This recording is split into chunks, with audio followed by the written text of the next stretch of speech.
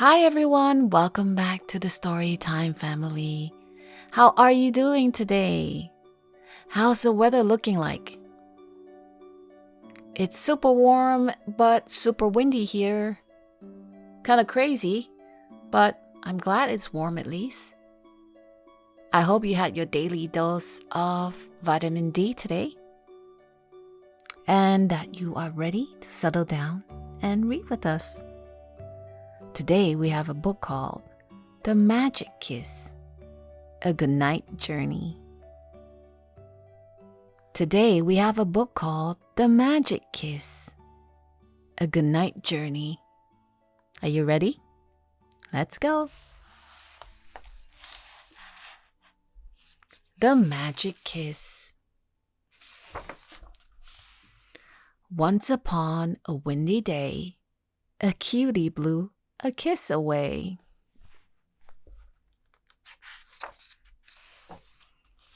Full of love, it flew to the sea.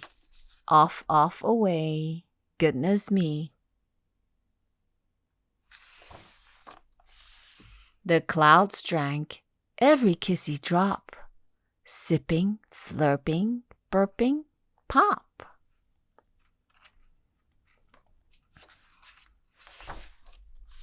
So full up, no room for more, the kiss burst out and down it poured. Jungle shook, water danced, settling down on the elephants. The squishy, splishy, splashy, splosh, they blew it out their trunks.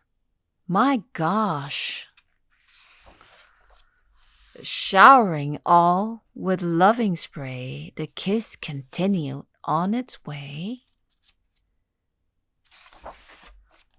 Flying, floating, streams so bright, that kiss was caught by magic light. And just like that, the kiss transformed into what is now a yawn.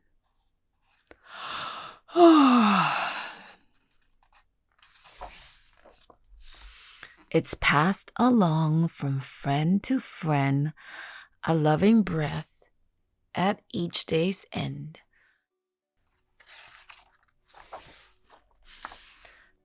So good night, love. I've got one for you, a yawn to catch.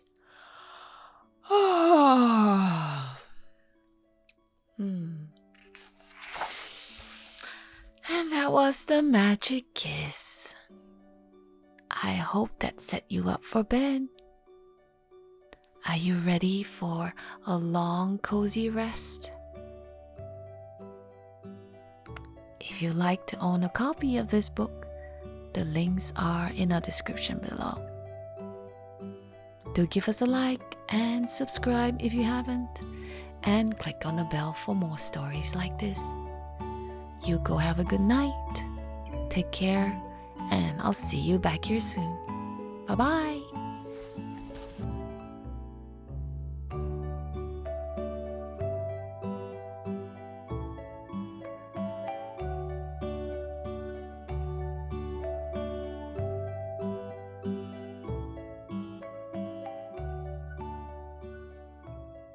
We have a book called To Love a Wishing Star by Sully. Shall we get started?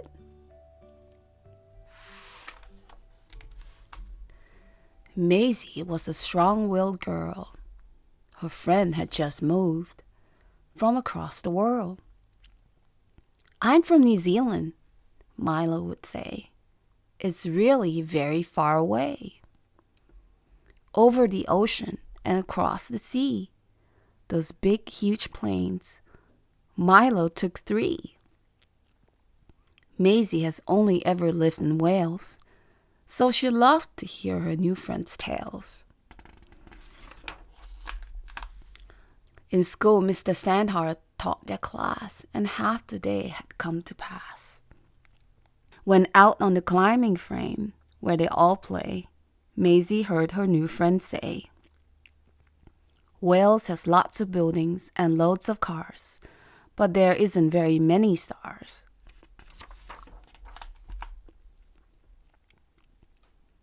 Back home, I looked up every night, and they twinkled and blinked and winkled so bright. Milo held her toy koala, and they danced and spun. There's millions and billions and trillions of them. Back in their classroom, Milo sat to listen, while Maisie thought of all the stars that were missing. When suddenly she noticed some stars on the wall. She had never noticed those stars there before. Have they been stuck there this whole time? I suppose they don't exactly glisten or shine.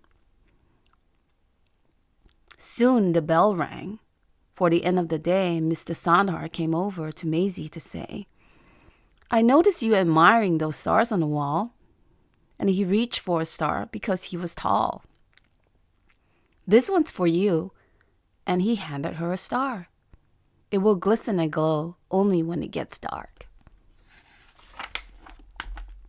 Back home that evening, Maisie asked her mom, if anyone had answers, she'd be the one. Where did all the stars grow from the night sky? Mom said, once there were lots of stars way up high. You see, nobody wishes on the stars anymore. I guess there isn't anything for people to wish for. Maisie thought about Mom and what she had said.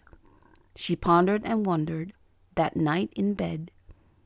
I wish for things to wish for, Maisie thought, realizing the wish her own wish had brought. Maisie ran to her pocket and pulled out the star. Mr. Sandhar was right. It does glow in the dark. I wish for things to wish for, Maisie said, staring up at the sky before getting back into bed.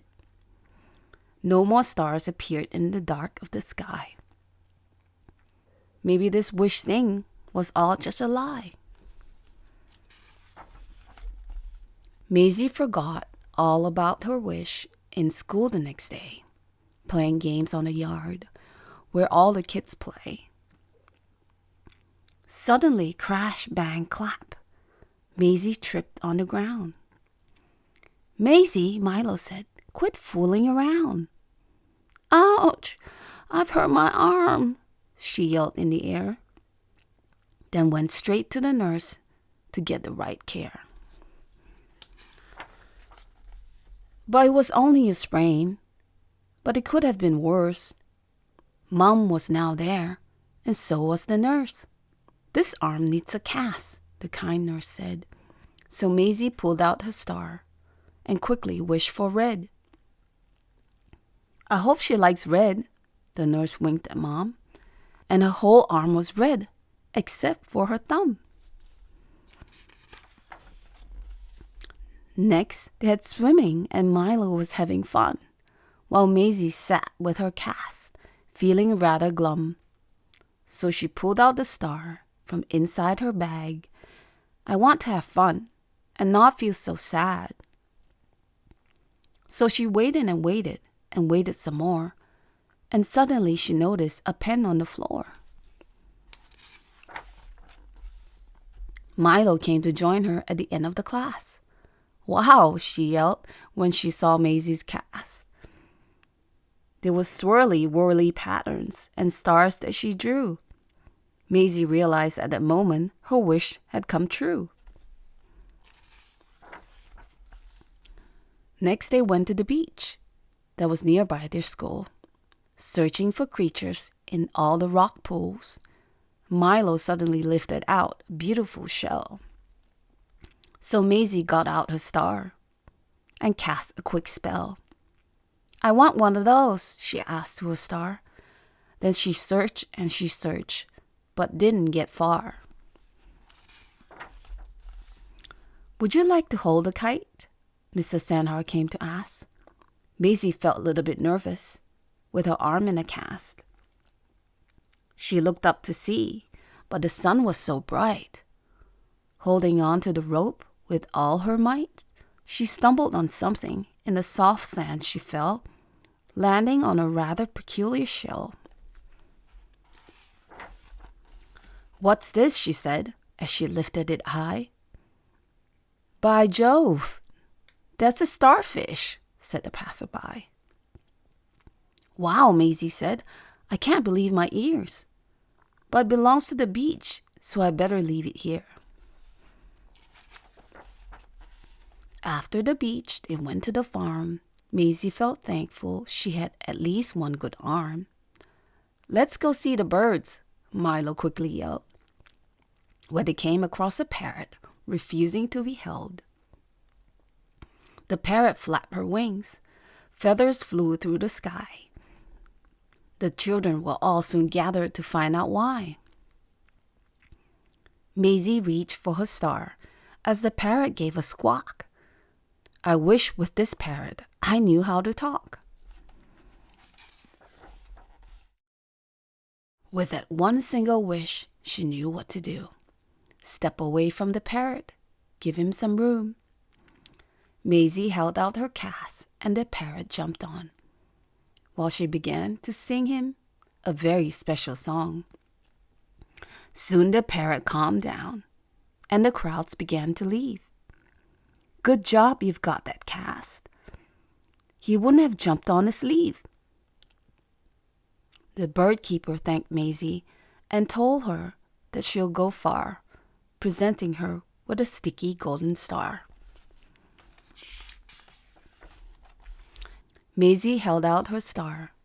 The next wish she knew, "I wish I was as wonderful and magical as you."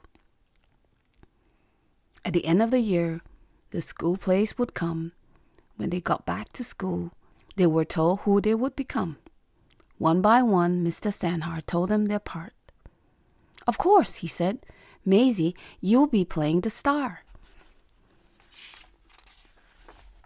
She almost couldn't believe another wish had come true. "Does this mean I really am as magical as you?" Maisie thought about all the stars she had found. Some on the wall, some on the ground. One even given to her as a prize. One was a costume. It's her in disguise. But Maisie felt gloomy that evening as she looked to the sky. The stars were still missing, so she asked her dad why. "I've been wishing and wishing and wishing all day. But have you wished for the stars?" Her dad came to say. "Come with me," Dad said, and they got in the car. They drove to the countryside, which wasn't that far. The darker the road got, the brighter the sky. Till there were billions and squillions of stars way up high. Some glistened, some shone, some shot through the air. She couldn't even count all the stars that were there. Milo wasn't right. Wales does have lots of stars, way more than all the buildings and cars. And one by one, all her wishes came true. Maisie held up a star. "This is all thanks to you." Maisie thought about Milo and what she had done. Without wishing for the stars, she may still have none. Her love for the stars was passed on to me. With that one single wish, more wishes were set free. And that was To Love a Wishing Star. If you'd like to own a copy of this book, the links to purchase it are in the description below.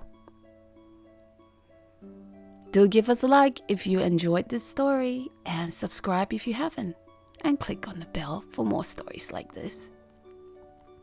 Thank you so much for reading with us. We'll see you back here soon. Take care. Bye-bye.